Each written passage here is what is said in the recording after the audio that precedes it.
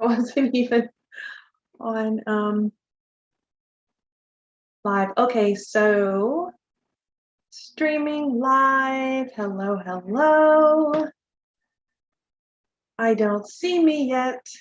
Oh, okay, there I am. All right, there we go. Okay, so I have to mute it on there.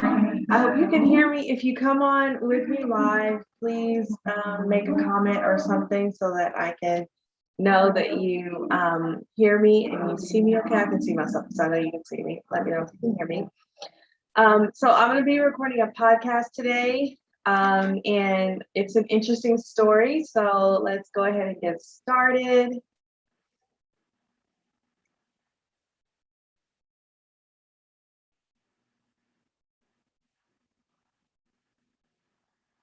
So today I have an interesting story to tell you, something that happened to me this week that suddenly triggered this thought about money and managing money. And I was like, oh, this would be a great podcast topic. So that's what I'm going to be telling you today. So my kids, I have twins, they're 5 years old, and they started kindergarten this week, literally yesterday. So Monday they had the meet the teacher day, and we went up there, we met the teachers and all that. And then yesterday they actually started school. So, I was fine. I didn't have any issues until today, which is day 2. And I want to tell you guys about what happened with that. So this entire episode is inspired by my twins starting kindergarten and how that relates to you managing your money. So Meet the Teacher Night was great. I felt like I had prepared my kids really well. They knew how to come into the classroom, find their seats, sit down, pay attention. They were sitting quietly and listening. Like, it was really great. I was like, oh, we're well prepared for kindergarten. They were excited to be there. All went well. The first day also started off pretty perfectly. Because it was the first day, parents were allowed to come in and get the kids situated in their classroom and say goodbye. And, like, everybody was doing their dramatic goodbyes, and they're like crying, and kids clinging to their moms, and moms taking pictures and all that kind of thing. But we didn't do that, because my kids are used to being dropped off, and they get it. Like, they were excited about kindergarten. I prepared them. They knew what to expect. And so there was no dramatic goodbye. We were just kind of like, they were excited and eager to see what kindergarten was all about. So I walked them in. We did the see you later alligator. Like, everything was great. But today was a little bit different. So today, the difference was the drop off was the car rider line. I don't know if you guys do this where you live, but here in Texas, we have like a dedicated lane where the parents will just kind of pull up.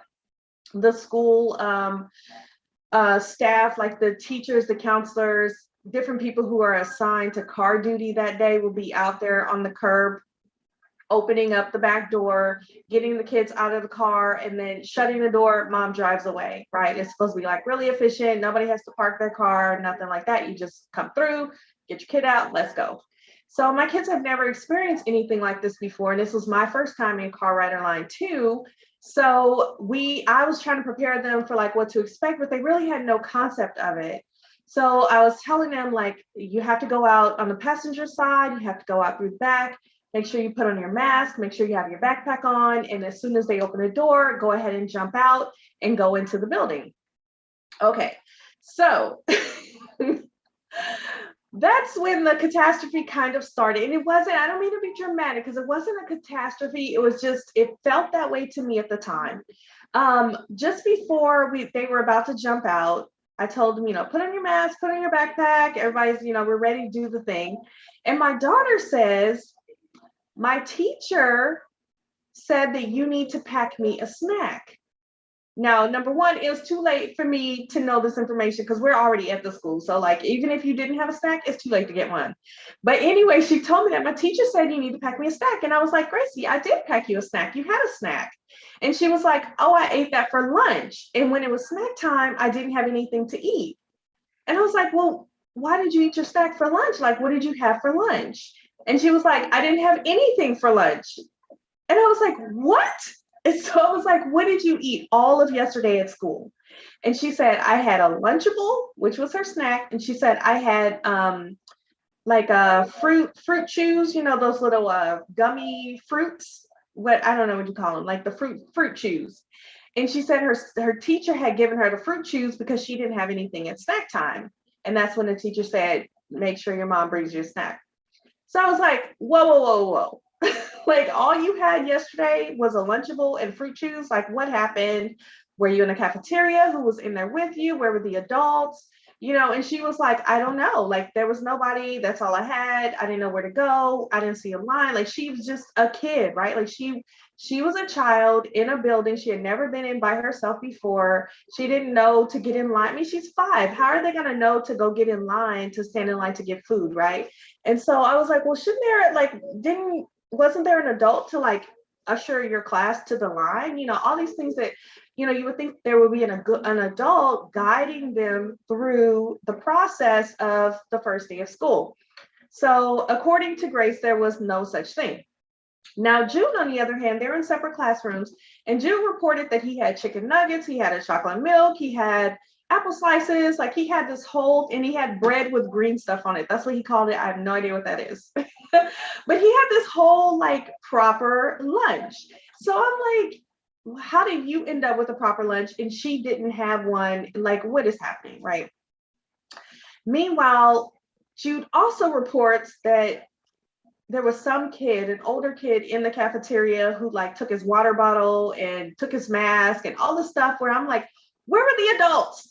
Like, where were the grownups? Why was somebody touching your personal property in this era of COVID when people are supposed to be socially distanced and they're supposed to keep you guys from getting all up in each other's food and stuff like that?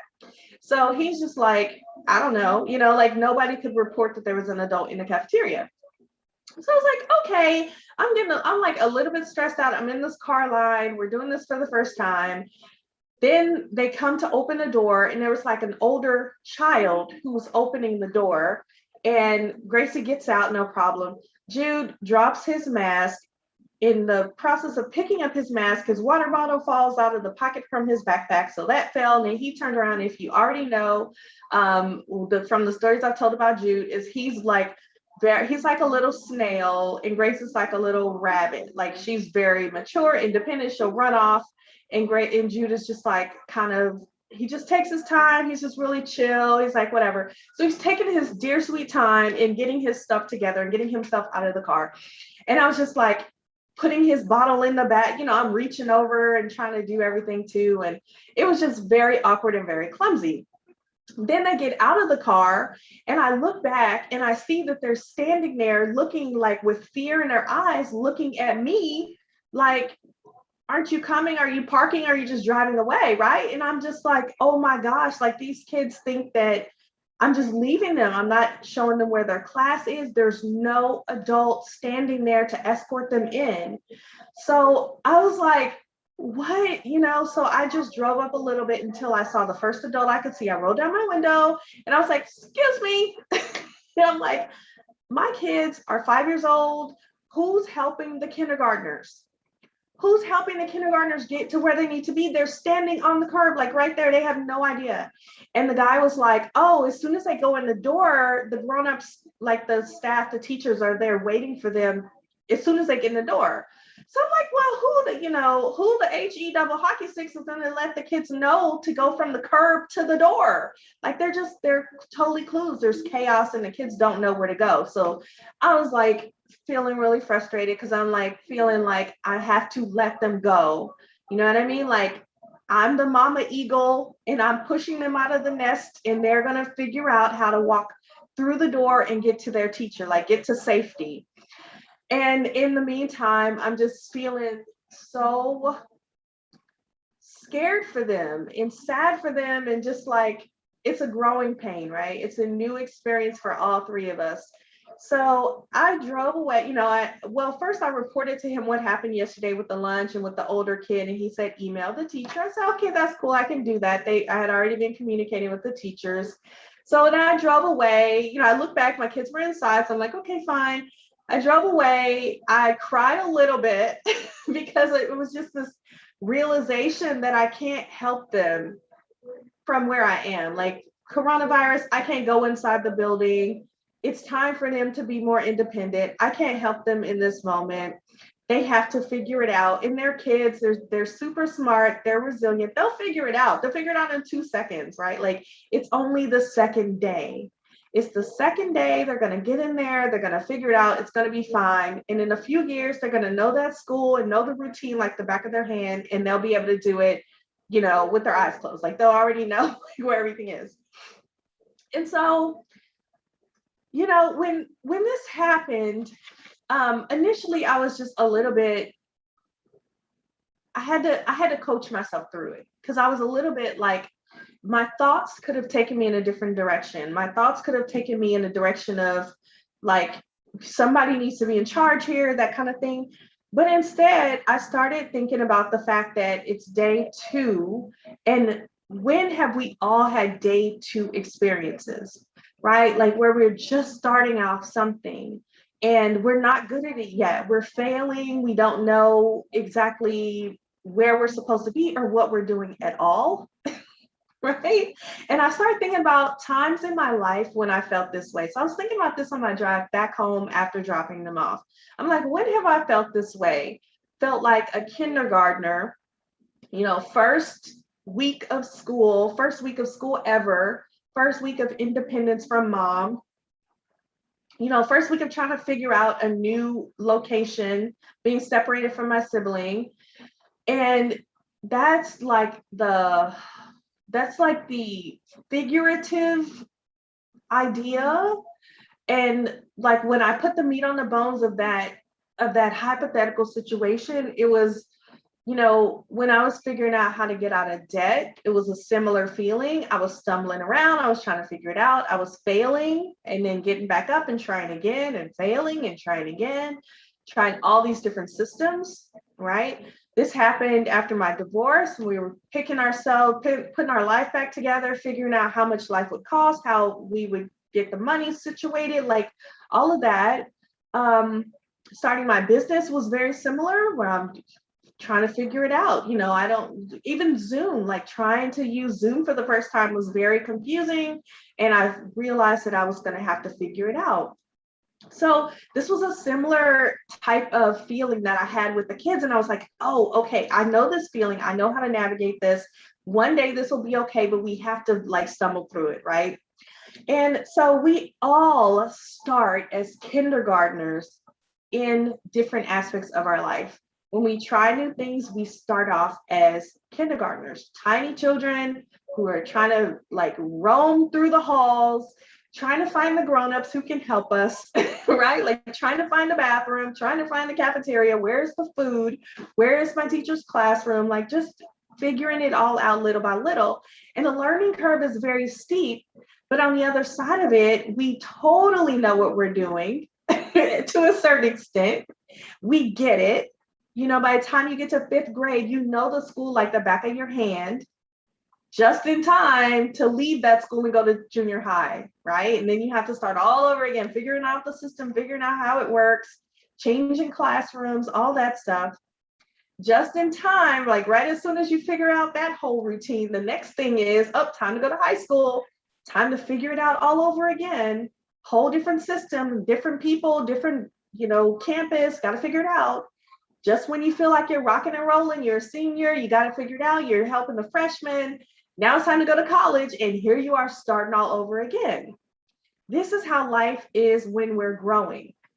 The problem is that a lot of us, once we finish school, we're done growing. And now we're just coasting and cruising, and we're staying in the same place. We're not growing that much at all. We're not becoming kindergartners again in any aspect of our life.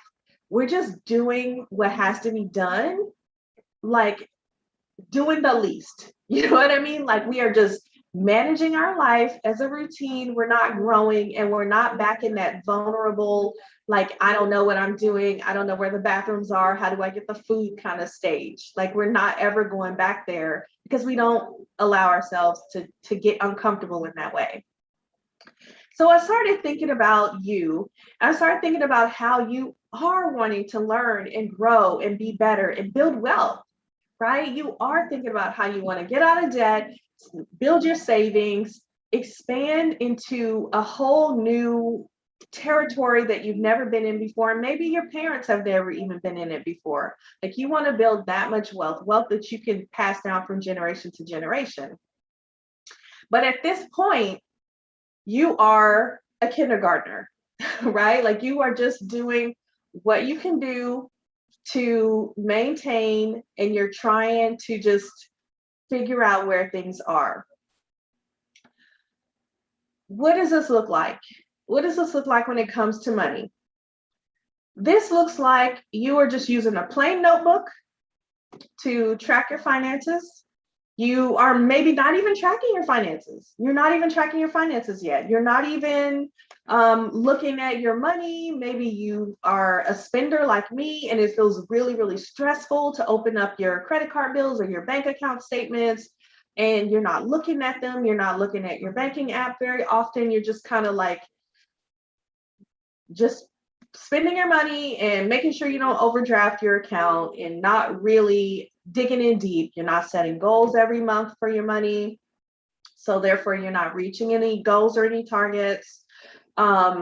You may be using a spreadsheet, but it's sort of like a homemade spreadsheet that's not very advanced. It's not no fancy bells or whistles, just kind of like just enough to get the ins and the outs and the total, and that's it. And maybe you are dreading this every time. So maybe you're bringing bad energy to the time that you spend tracking your money. So that even will slow down your progress. So if you're at square one and you are at the kindergarten stage of money management, you don't have a plan for debt payoff, right? You're not increasing your income year after year. Maybe you're in the job and you're staying the same. You're not increasing your income year after year. You don't have passive income streams coming in, whether that's real estate or a product that you sell passively or investments that are growing passively without your involvement. Maybe you don't have advanced level savings accounts. Like maybe you don't have an emergency fund with 3 to 36 months of living expenses already saved up in it. Or maybe you're not maximizing your savings by using a product like a money market account or using short-term investments in addition to long-term investments. Like maybe you don't even know how to use any of these things because you've been earning the money. You went to school to learn how to earn the money. Now you're earning the money and you have no idea like how to track it, what to do with it, what's coming in, what's going out, Or do you even have long-term investments? Maybe you don't have a 401k. Maybe you're in business for yourself and you don't have a retirement savings because you're not, with a W-2 job and you haven't set it up as a self-employed person, and you're not sure if you need that. Like you just have a lot of questions, but it's just so much easier to just not ask and just make the money and not overdraw the account, right? Like I get it. I totally get it. But if you find that you're kind of managing your money like a kindergartner and you're ready to move up to the next level and you're like, look, it's time for me to get the most out of my time, my energy, my money, make the most out of my life, build generational wealth that I can pass down. It's time for me to graduate from kindergarten and move on up till I am ready for the next stage, right? Ready to move to junior high, then high school, then college. If you feel like you're that way, you need sort of what I was thinking about with my kids when I was saying, where are the adults, right? Like you need a map and a guide, right? You've been wandering around the halls, trying to find the bathroom, the cafeteria, where's the food, where's my classroom? You don't have a map. You don't have a map and you don't have a guide. Maybe you don't have a grown-up, someone who's been there before, someone who knows the lay of the land, someone who can tell you, oh, this is how the routine goes. Okay, this is what you do first. And then, oh, don't forget, expect this to happen. And here, let's go down here. It's time for us to do this. And just someone to usher you around until you get the hang of it. That's what I do. That's where I come in. That's the work that I do with my clients every single day. I'm a guide for them when they're managing their money. I am not an investment banker. I do not sell insurance. I don't tell my clients what to do with their money. What I do is I give them a system so that they can organize their money, and how I would help you. Like if you hired me, how I would help you as your financial coach is to help you organize your money and then help you calm your nervous system down, especially if you're a spender, but help you understand and heal your relationship with money so that you're more excited and more open to learning about how money works and all of the available options to you. I can help you understand those options, but like I said, I don't tell you what to do with your money, but I help you understand how the options will help you with your long-term goals. And I help you set the goals. I help you learn how to evaluate the goals, review them. There's a whole process that we do when we work together that gets you in the routine and in the habit of managing your money yourself. So it's sort of like when my kids start school now, they don't know exactly the routine that they need to use, but as time goes on, they don't need the adult. You know, it's like less and less and less. You'll need somebody to hold your hand, walk you through the hall, and hold your hand and tell you the routine. You start to get it on your own, you'll start to understand and feel very, very confident about managing your money. Wonderful things happen along the way. Most of my clients have paid off all their debt. Most of my clients have hit very big goals that they really didn't like. They started working with me not even thinking that they would hit these goals. I had a client who called for an emergency. She was like, I need to talk to you. And she was like, I think I'm about to pay off my student loans. Is that what I'm doing here? Am I paying off my student loans? And it was so funny because when she started to work with me, that wasn't her goal. She just wanted to know what was coming in, what was going out. Wasn't sure about what all was happening. Very anxious energy. And then once she started, she realized, oh my goodness, I had no idea that I was this close to paying off my student loans. I can go ahead and do this. I don't have any debt left. Had another client who started using the budget diary, and then she was like, we are so close to paying off the house. Like I can pay off the house. Paid off the house. Like that was not even on her radar. She wasn't even planning to pay off the house, and she realized she could pay off the house.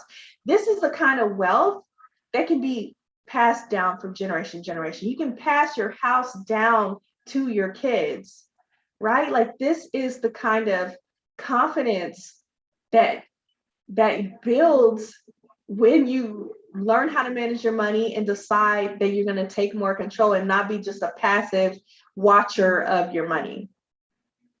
So I mentioned the budget diary. That is the planner. It's three products in one. It's a physical planner that you can use, and this is how I started, good on paper and pen, where you can track your finances and you get a good hang of setting the goals, working towards the goals, and reviewing the goals by using paper and pen. There's also a digital version of it if you have an iPad with an Apple Pencil or a similar tablet with a stylus.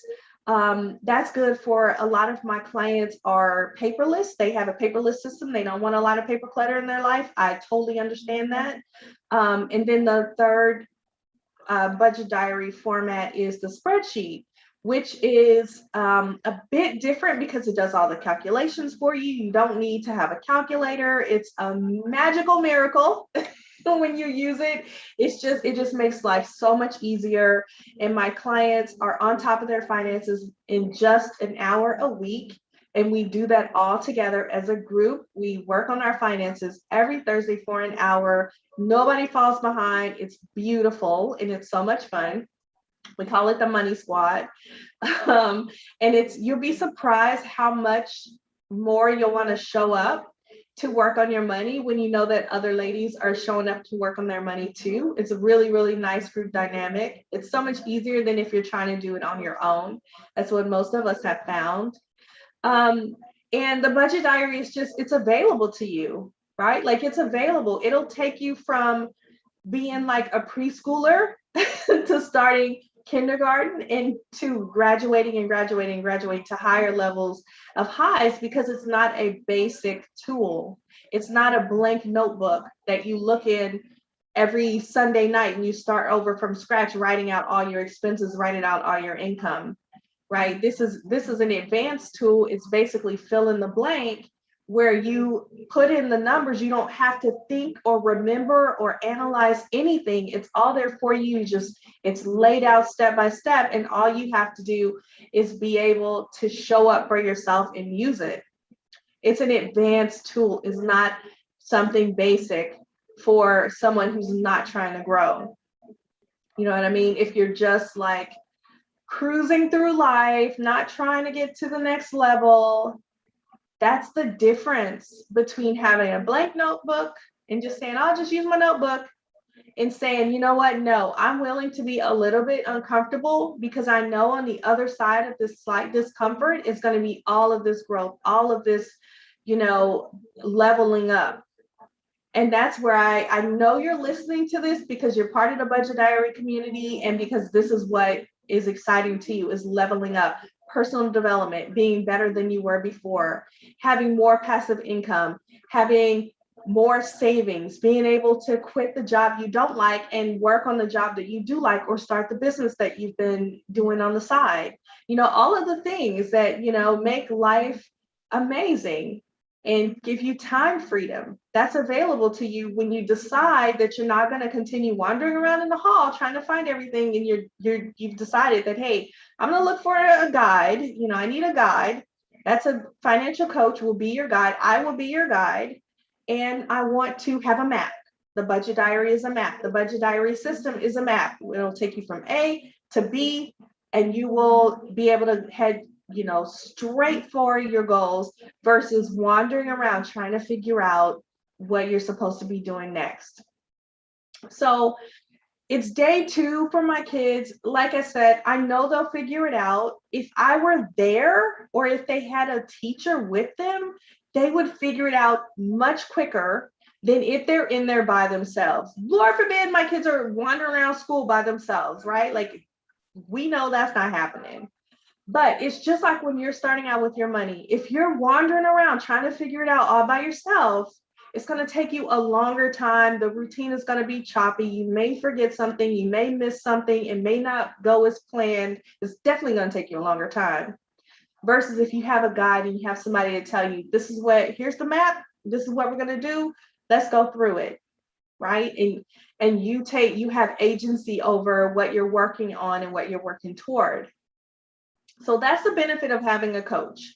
And a lot of people who've never been coached wonder what's the reason? How can a coach help you get someplace faster? What's the reason you would pay someone to help you do something as basic as managing your money, when you can just get a notebook and do it yourself, right? This is the reason. You can save yourself time. You can leverage the expertise and the experience of someone who's been there before. And when you pay money for a guide, guess what?